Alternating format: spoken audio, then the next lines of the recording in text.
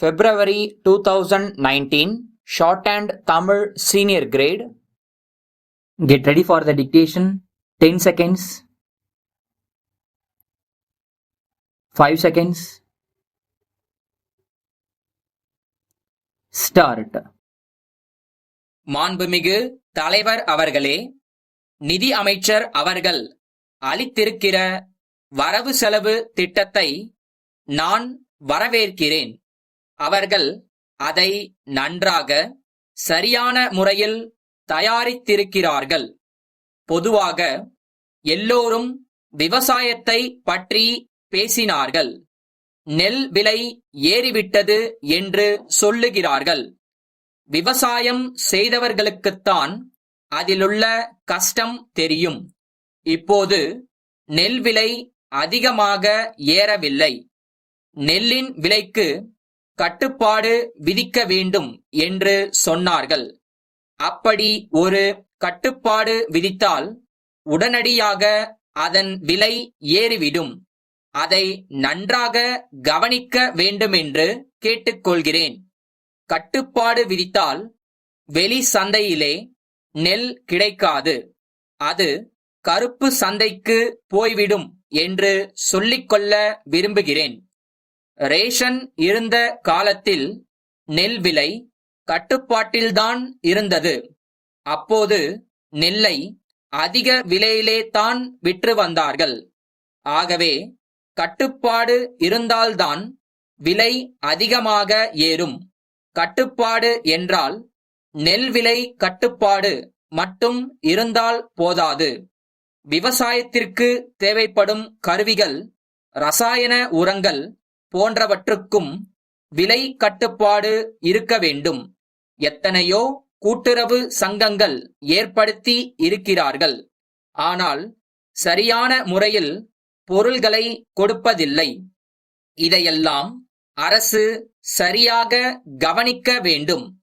நல்ல உணவு பொருள்கள் உற்பத்தி செய்ய இப்பொழுது ரசாயன உரம் கிடைப்பதில்லை. இதையெல்லாம் அரசு கவனித்து விவசாயத்திற்கு வேண்டிய பொருள்கள் விவசாயிகளுக்கு கிடைக்கும்படி செய்ய வேண்டுமென்று கேட்டுக்கொள்கிறேன். அடுத்து, அரசு பூச்சி மருந்து கொடுக்கிறார்கள்.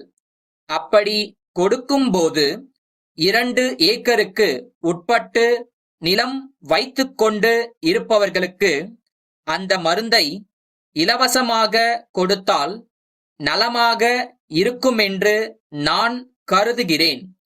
இந்த மருந்து விவசாயிகள் பயிர் செய்யும் காலத்தில் கிடைப்பதில்லை. மேலும் இது எப்பொழுதும் இருப்பில் இருக்கும்படி பார்த்துக் கொள்ள வேண்டும்.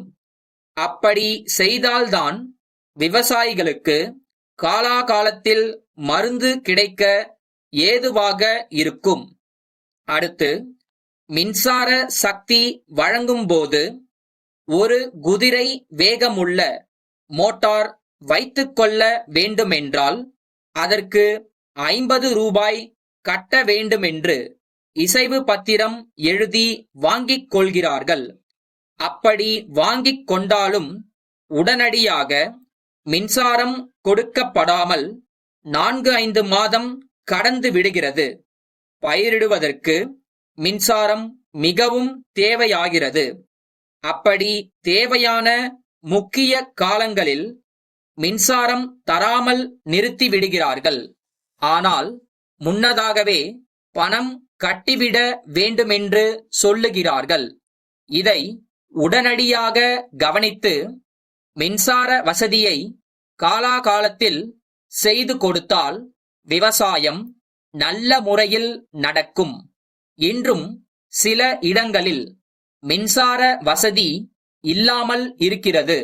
அங்கெல்லாம் மின்சாரம் உடனடியாக கிடைக்க ஏற்பாடு செய்ய வேண்டுமென்று கேட்டுக்கொள்கிறேன்.